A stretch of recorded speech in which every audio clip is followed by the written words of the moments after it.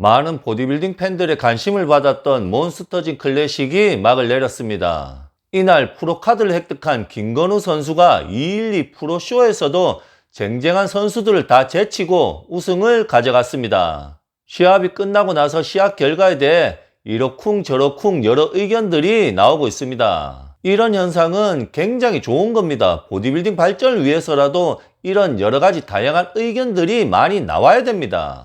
다시 한번 말씀드리지만 보디빌딩은 기록 경기가 아니기 때문에 로니 콜먼처럼 압도적인 몸을 가지고 있는 선수가 나오지 않는 이상 시합 후에는 판정 결과에 대해서 여러 가지 의견들이 나올 수밖에 없습니다.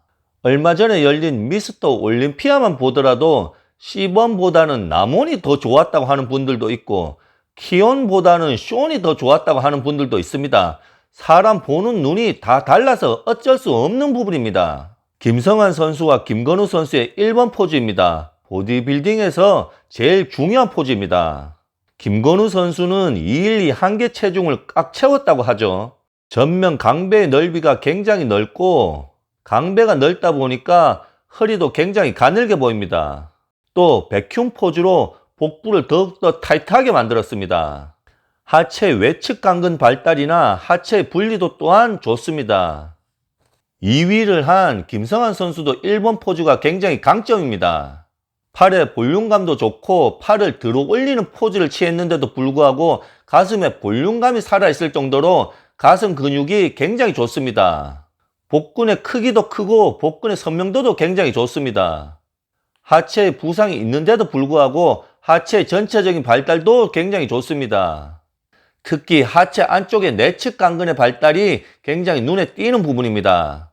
하지만 아쉬운 부분은 복근은 좋지만 허리가 살짝 굵고 그렇다 보니까 강배의 너비 같은 부분은 김건우 선수보다는 다소 좁아 보입니다. 근데 옆에 박수현 선수도 체형이 굉장히 이쁩니다. 3번 옆가슴 포즈를 보면은 상체 볼륨감 면에서 김성환 선수가 훨씬 더 좋아 보입니다. 승모근에서부터 떨어지는 어깨, 가슴팔 요런 부분이 김건우 선수보다 훨씬 더 좋아 보이고 하체 옆부분 발달은 김건우 선수가 조금 더 좋아 보입니다. 3, 4위를 차지한 오범 선수나 박수현 선수도 1, 2위를 한 선수 못지않게 3번 포즈는 엄청나게 좋네요. 특히 오범 선수의 몸이 굉장히 인상적이었습니다. 4번 후면 양 이두근 포즈입니다. 김성환 선수가 항상 약점으로 지적받는 근육 부위가 바로 등 근육인데 등 근육의 전체적인 두께는 두껍습니다. 좋아 보입니다. 근데 등의 전체적인 분리도가 좋지 못한 편이고요. 전면에서와 마찬가지로 허리가 살짝 굵은 편이라서 등의 너비도 그렇게 넓어 보이진 않습니다. 등의 너비가 다소 좁아 보입니다. 하지만 후면 포즈에서 전체적인 컨디셔닝은 좋아 보입니다. 김건우 선수의 4번 포즈를 보면은 전면 포즈에서처럼 등의 너비가 상당히 넓습니다.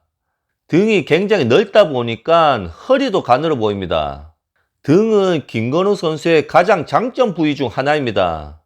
옆에 박수현 선수를 보면은 박수현 선수도 등이 굉장히 좋은 선수입니다. 전체적으로 등이 굉장히 넓고 두껍습니다. 근데 아쉬운 점은 등에 수분이 조금 차 있는 것 같아서 등에 날카로운 분리도가 나오지 않는 게 그게 좀 아쉽습니다. 근육의 컨디셔닝이나 볼륨감 이런 면에서는 김성환 선수가 조금 더 좋았다고 생각을 하고요. 체형적인 면에서는 김건우 선수가 다소 앞섰다고 생각합니다. 심사위원들은 김건우 선수의 체형을 더 좋게 봐서 김건우 선수에게 1위를 주지 않았나 생각합니다. 근데 심사위원의 성향에 따라서는 김성환 선수가 1위를 했다고 해도 전혀 이상하지 않은 시합이었다고 생각합니다.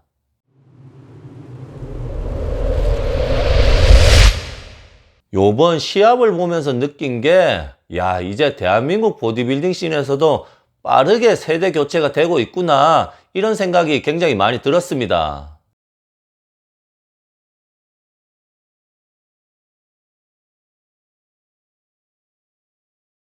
내년 올림피아에서 과연 김건우 선수가 어느 정도의 성적을 낼 수 있을지도 굉장히 궁금한 부분입니다. 올림피아 티켓을 굉장히 빠르게 따냈기 때문에 1년이라는 시간 동안 잘만 다듬으면은 박재훈 선수만큼 그런 좋은 성적을 낼 수 있지도 않을까 기대해 봅니다. 한마방키 방지훈 선수도 굉장히 기대가 되고요.